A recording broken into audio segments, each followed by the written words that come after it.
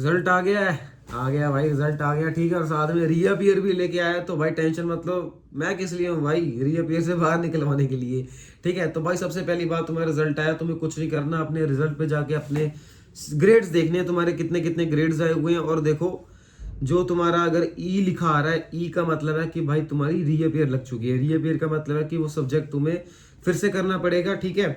अब फिर से करना पड़ेगा, लेकिन बात उसमें वो नहीं आती है। सबसे पहले हम तुम्हारे जो डाउट्स हैं भाई पहले वो देख लेते हैं, उसके बाद मैं अपनी अगली बात करता हूँ। भाई बोल रहा है कि यार हमारी अलग वेबसाइट पे सीजीपी हमारी कुछ और दिखा रहा है, लेकिन एलपी की जो सीजीपी निकल के आ रही है वो कुछ और निकल के आ रही है। तो भाई सबसे पहले मैं तुम्हें बता देता हूँ, जो एलपी की निकल के आ रही सीजीपी है भाई वही तुम्हारी सीजीपी ही है, ठीक है। इधर उधर की सीजीपी मत देखो भाई, जो एलपी ने दे दी है वही सीजीपी एट द एंड, ठीक है, वही मैटर मानी जाएगी। रिपोर्ट कार्ड कब घर जाएगा? ओ भाई रिपोर्ट कार्ड देखो भाई, आज तुम्हारा रिजल्ट आया, जाने को कल भी जा सकता है, जाने को 3 साल बाद भी जा सकता है, जब तुम यहाँ से निकल रहे होंगे, ठीक है। तो इस चीज की टेंशन मत लो, कब जाएगा घर पे, जब भी जाएगा भाई पटाखा फाड़ के जाएगा, एसएमएस भेजेंगे, रिपोर्ट कार्ड घर पे भेजेंगे, कॉल करेंगे, मीटिंग के लिए बुलाएंगे, सब कुछ होगा, ठीक है। तो बहुत छुपाना मत, कुछ जो है बता दिया करो घर वालों को, ठीक है। छुपाओगे तो फालतू में और फंसोगे। जिस जो है भाई बता दो घर वालों को, ठीक है। कुछ नहीं होगा, जैसे जैसा क्या हो जाएगा, बोलना मम्मी अगली रीपेयर में मैं क्लियर कर लूंगी, सीधी बात। रीअपीयर के चांसेस, ओके भाई, रीअपीयर के तुम्हारे चांस जो तुम्हें मिलेंगे वो मिलेंगे पूरे 5, चाहे वो थ्योरी हो चाहे वो प्रैक्टिकल हो। भाई प्रैक्टिकल के भी सेम चीज है और थ्योरी के लिए भी सेम चीज है। मतलब सोचो, कईयों को लगता है, पहले मेरे भी खुद के डाउट थे कि यार प्रैक्टिकल के लिए मतलब 3 चांस मिलते हैं और रीअपीयर के थ्योरी के लिए हमें 5 चांस मिलते हैं, लेकिन भाई दोनों के लिए सेम चांसेस हैं, ठीक है। एग्जाम कब होगा?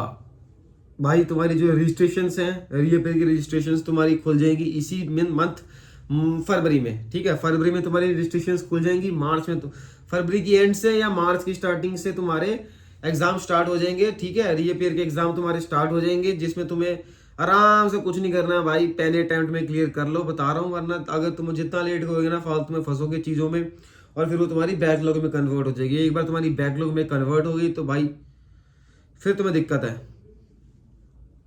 ग्रेस नहीं मिली, अरे यार भाई तुम्हें ऑलरेडी मैंने बताया कि एलपी में यार बंदी और ग्रेस दोनों मिलना है, दोनों ना आगे बराबर है। देखो ग्रेस चीज पे पता क्या डिपेंड करता है, तो मैं ऑलरेडी बोला था कि जिसमें जितने ज्यादा बच्चे फेल होंगे उसके हिसाब से तुम्हारे ग्रेड डिस्ट्रीब्यूट होते हैं।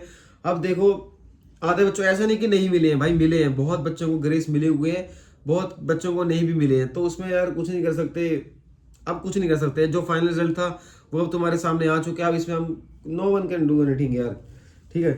रीअपीयर कितने मार्क्स का होगा भाई? जितने का तुम्हारा एंटम था। सोचो तुम्हारा एंटम जो मैथ्स का था, अगर तुम्हारा 70 मार्क्स का एंटम हो रहा है, जिसमें 30 मार्क्स का तुम्हारा थ्योरी एमसीक्यू आ रहा है और 40 मार्क्स का तुम्हारा थ्योरी आ रहा है और 70 मार्क्स का एग्जाम हो रहा है, तो मेरे भाई जो रीअपीयर में तुम्हारा एग्जाम आएगा वो भी सेम ही आएगा। 30 मार्क्स का एमसीक्यू, 40 मार्क्स का थ्योरी, इस तरह से चलेगा हर सब्जेक्ट के लिए। जो तुम्हारा जितने का तुम्हारा एंटम हुआ था भाई, उतने का ही तुम्हारा थ्योरी इसमें होगा, रीअपीयर में होगा, ठीक है। और भाई 9.21 CGPA is good in first sem. What?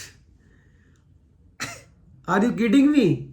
भाई लड़की पूछ रही है 9.21 CGPA is enough for first sem.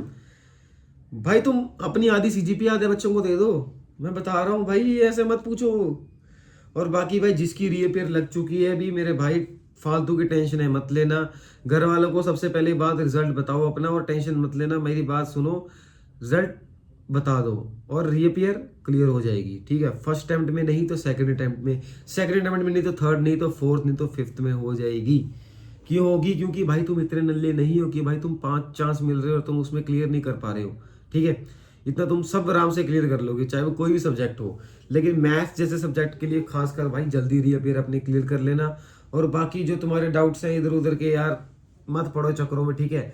अब ये तुम्हारा सेकंड सेमेस्टर आ गया, सेकंड सेमेस्टर पे ध्यान दो, रीअपीयर की टेंशन मत लो, अपने सेकंड सेमेस्टर पे ध्यान दो। अगर तुम्हारी एक रीअपीयर लगी है तो रीअपीयर आने जब तुम्हारा एग्जाम स्टार्ट, रीअपीयर का एग्जाम होगा तो रीअपीयर के एग्जाम से पहले अपना उसका पढ़ लेना, वो तुम्हारा हो जाएगा क्लियर, ठीक है।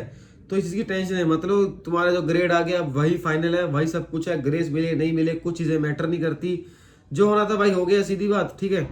बाकी और कोई डाउट्स होंगे मैं एक और यूट्यूब वीडियो बनाऊंगा, उसमें हम कवर करेंगे। अभी तक के लिए भाई सिर्फ इतना ही, ठीक है। बाकी अपने मजे करो, सब्सक्राइब कर लो चैनल को। Thank you so much.